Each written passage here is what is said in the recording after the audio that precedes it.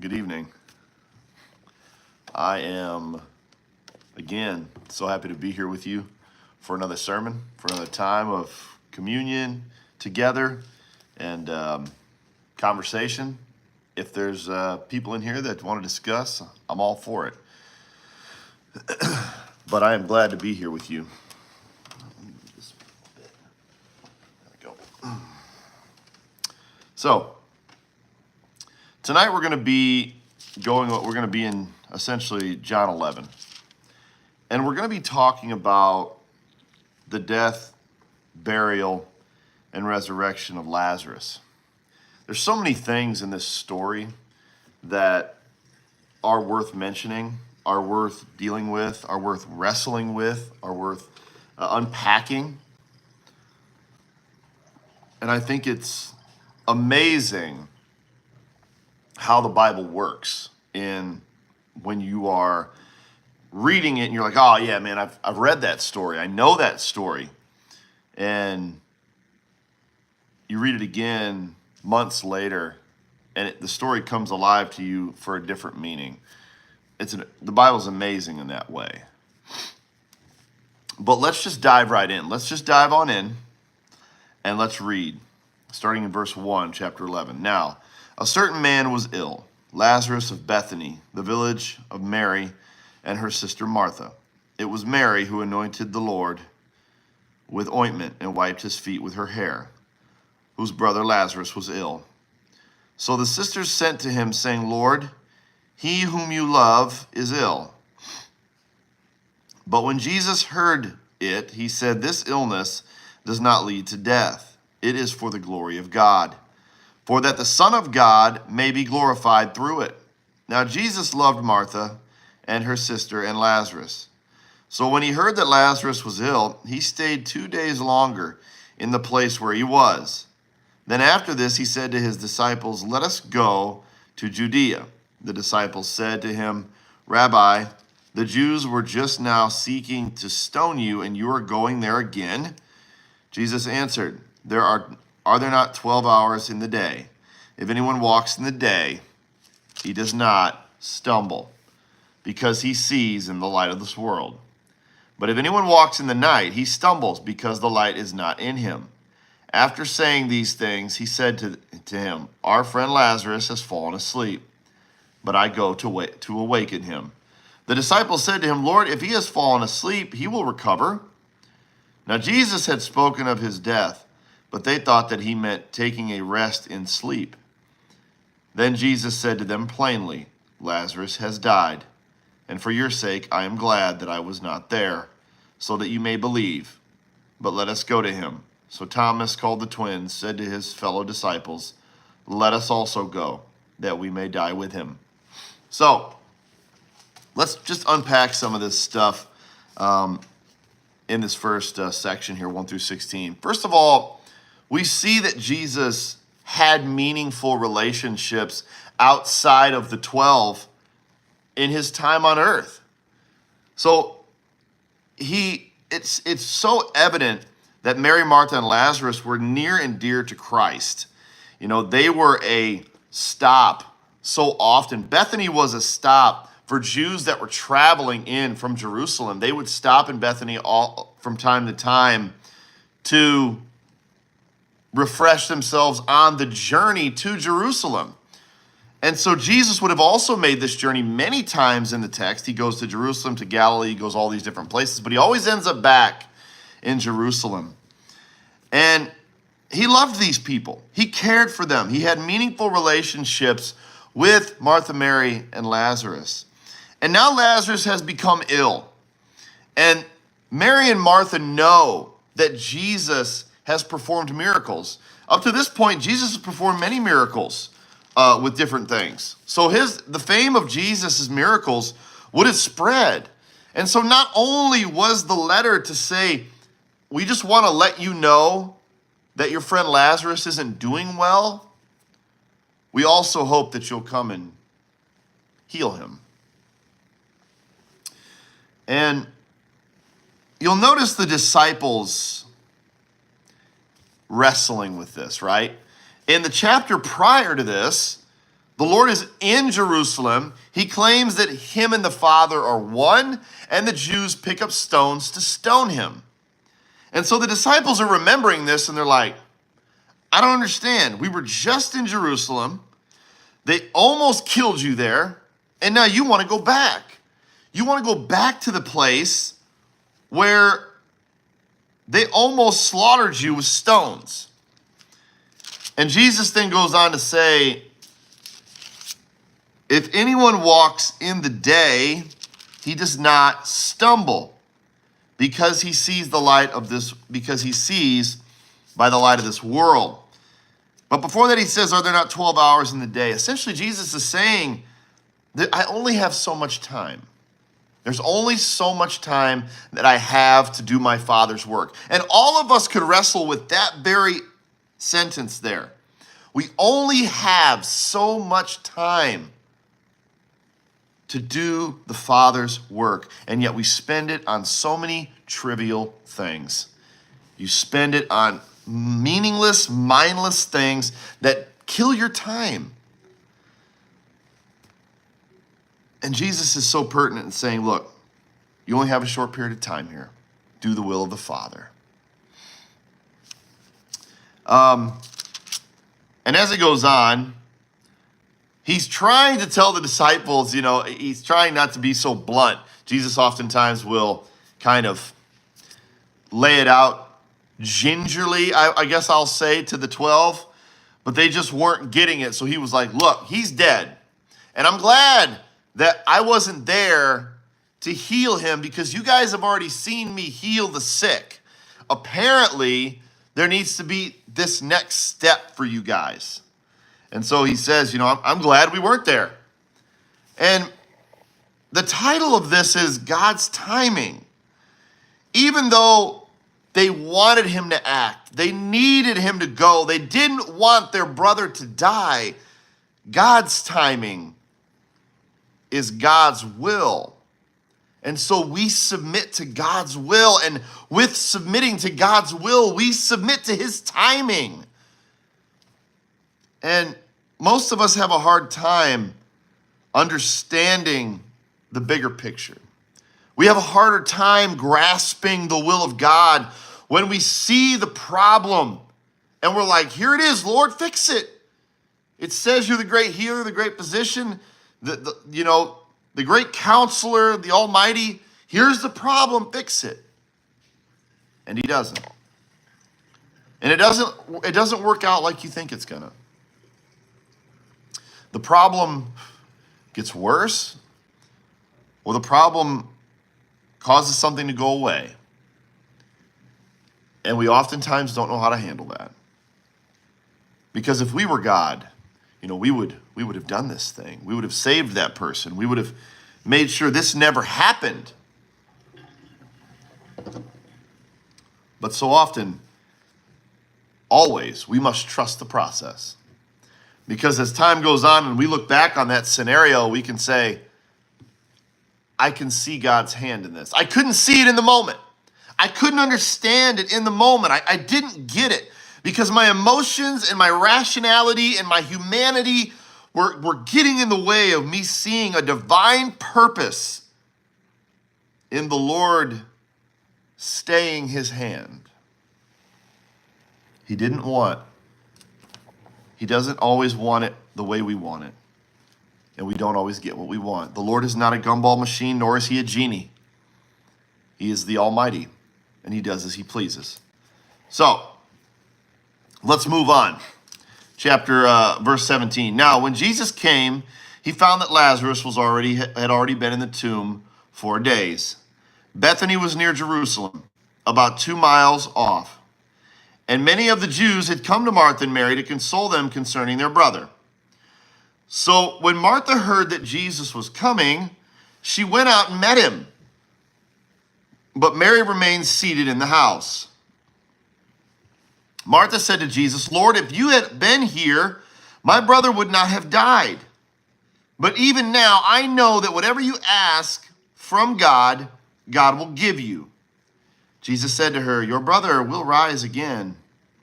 Martha said to him, I know that he will rise again in the resurrection on the last day. Jesus said to her, I am the resurrection and the life. Whoever believes in me, though he die, yet shall he live. And everyone who lives and believes in me shall never die. Do you believe this? She said to him, Yes, Lord, I believe that you are the Christ, the Son of God, who is coming into the world. So, there's a lot to talk about here. Let's start in the beginning. First of all, he's in the tomb 4 days. Now, this was not by coincidence. Jesus knew that during his time, there was a Jewish myth that was going around, and maybe is still prominent today. I'm not sure, but I know for sure it was during Christ's time, that the Jews believed that the soul would stay near the body for around 3 days.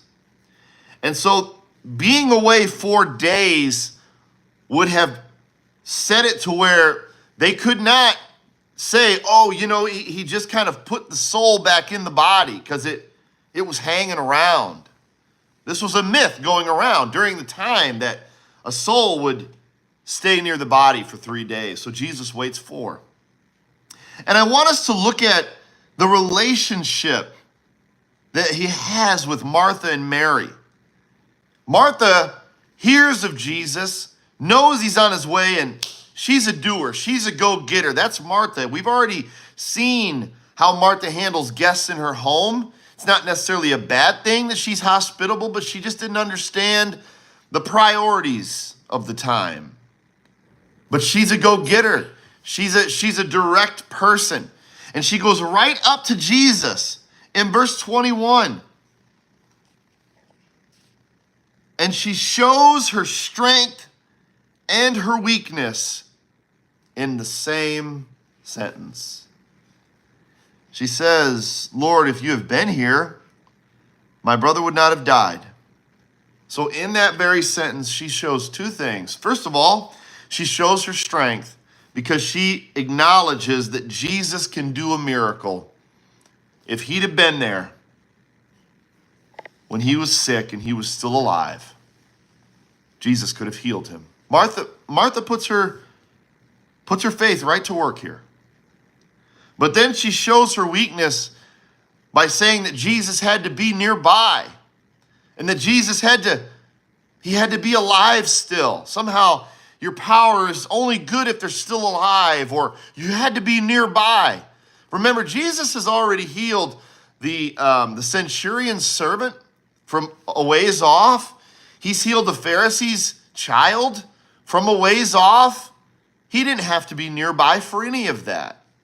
He also healed a Phoenician woman's possessed daughter from a ways off.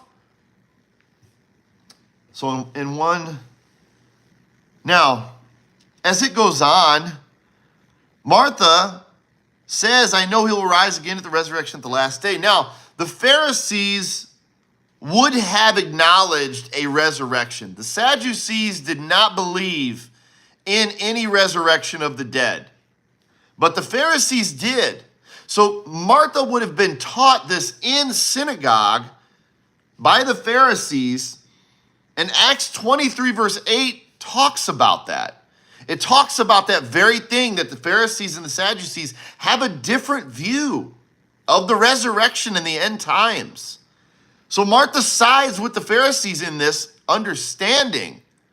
But then she goes a step further and acknowledges by the good confession that Jesus is the Christ, the Son of God, who's coming into the world. And so when we see this first part, we see God's timing. And when we look at this second part, we're looking at God's way of doing things. There's so many questions. Lord, if you'd have just stopped this, or if you would have just drew that person to you, they wouldn't have this, that, or the third. But we do not know the mind of God, nor do we know the ways of God. For God's ways are higher than ours, and his thoughts are far above ours. And all we need to do is submit We must submit our lives to the Lord, whether we agree with how he goes about doing things or not, knowing that he has the best interests for us in mind. At the end of the day, the Lord Jesus knows what's best for us. The Lord knows what we need when we need it.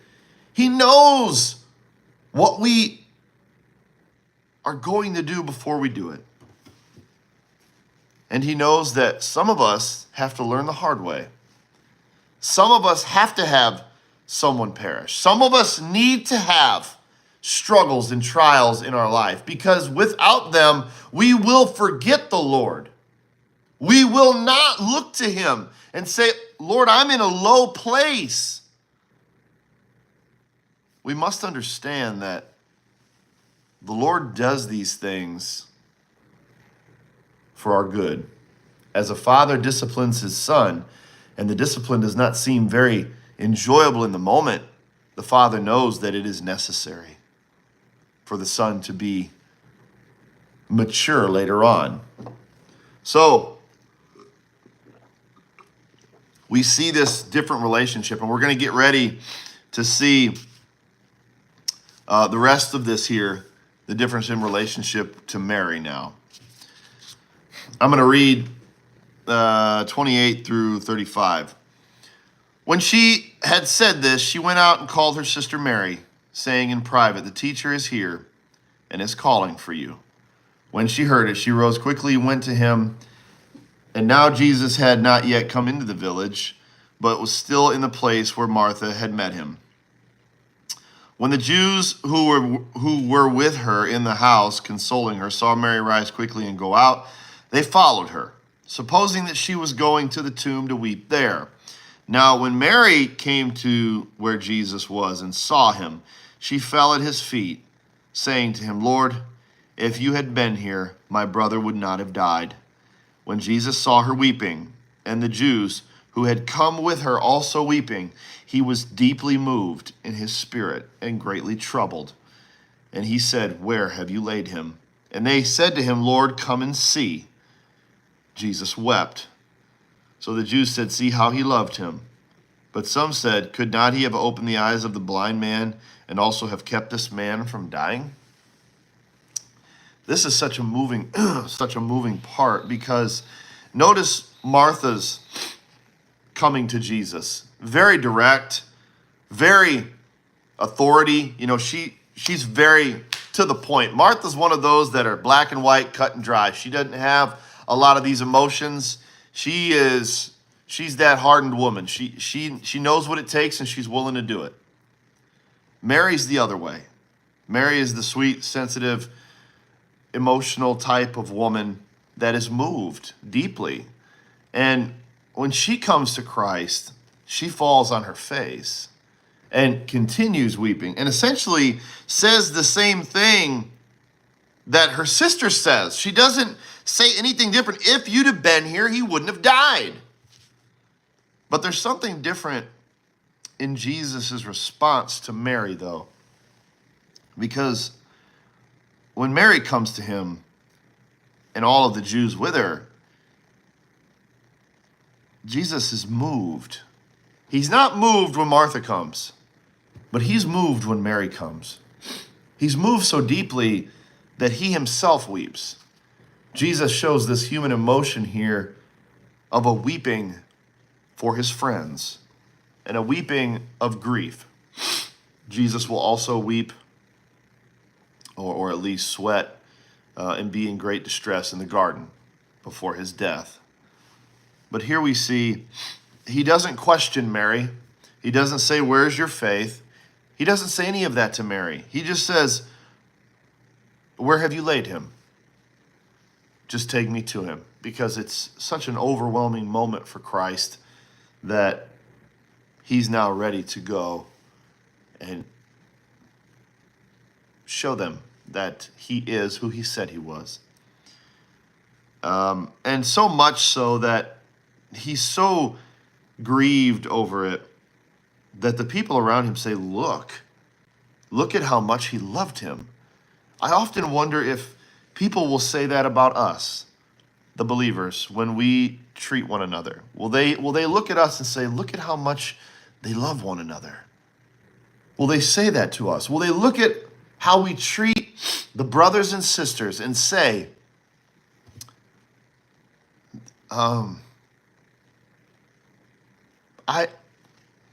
don't see that love today. I don't see that level of compassion and passion for the gathering and the brothers and sisters. I don't see that. Because Christ is so moved here that it's noticeable to those around him. So let's move on to verse 38. Then Jesus, deeply moved again, came to the tomb, and it was a cave, and a stone laid against it. And Jesus said, take away the stone.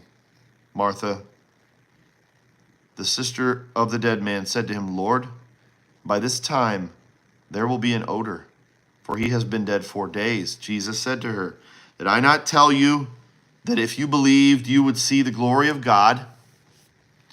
So they took away the stone, and Jesus, lifting up his eyes to heaven, said, Father, I thank you that you have heard me. I know that you always hear me. For I said this on account of the people standing around, that they may believe that you sent me. When he had said these words, he cried out in a loud voice, Lazarus, come out. The man who had died came out, his hands and feet bound with linen straps, and his face wrapped with a cloth.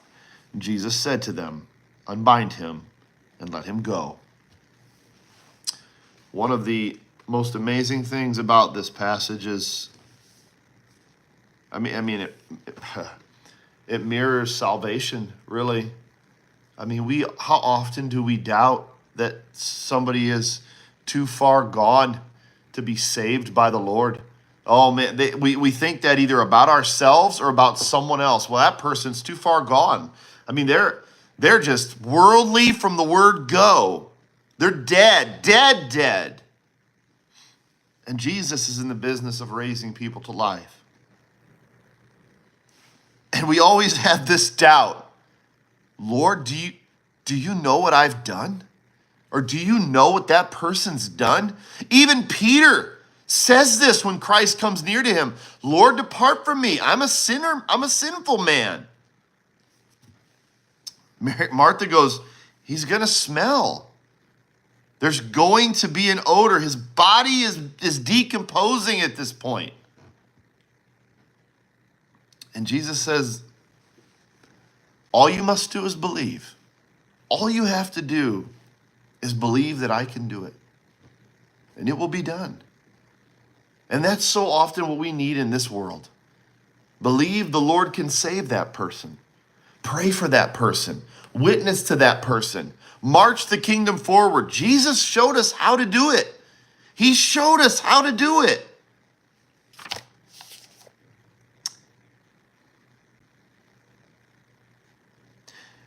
All along this story, even though there was a belief that Jesus could do it, there was doubt all the way, right?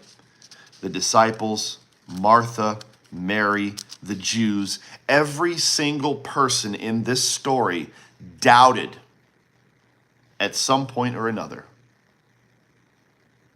Martha doubted because Jesus wasn't there. He couldn't do it now. Mary, the same thing. The disciples were like, well, if he's sleeping, he'll get better, right? Why do we need to go? And they just tried to kill you. What are you going to go back for? All this doubt. And Jesus moves mountains. This also mirrors the Lord's resurrection. He tells people to move the stone. God tells the angels to move the stone. Jesus doesn't need anybody to loose him from his bindings because he lays his life down and he takes it up again. When Jesus saves a person, that's what he essentially tells them. Loose that things that bind him and set him free. For it is so what the Son has set free is free indeed. Understand this. You will never truly feel true freedom until it is in Christ. I don't care if you're American. I don't care if you're in a country that is claiming to be free. You will never feel true freedom until it is with the Lord Jesus Christ. Notice that Jesus speaks to the Father, and he does it very publicly. And he says, this is for their benefit, because I'm going to talk to you, and then I'm going to do this thing.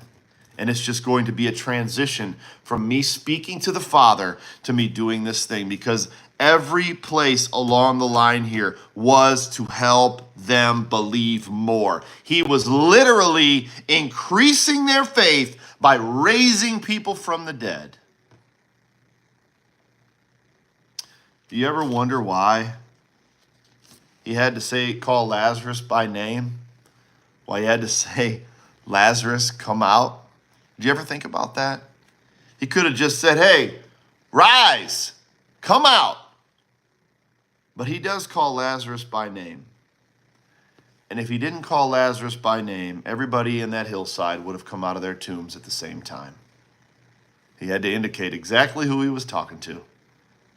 And that is how it is going to be on the final day for all of us. They're going to look and say, so, Scott, what did you do with the life the Lord gave you? And you're going to be called by name to step forward. I truly believe that. You're going to be called to step forward and give an account. Lazarus was given another chance. He was given more life, so he had to experience death for a second time. And some of you may be like, wow, man, that was a rough go about it. But you know what? This was for the glory of God. God's timing, God's way, and for God's glory. That is the story of when Christ raised Lazarus from the dead. I hope this has been helpful. I hope this has been encouraging. I hope this has been enlightening. And I'm just glad that I could have been here with you. I love being here every week. And if you just like, share, and subscribe, and share this video once I post it, this live feed, that would be very helpful, because I would love to reach more people with the gospel. Like always, guys, I love you, and I hope to see you next week.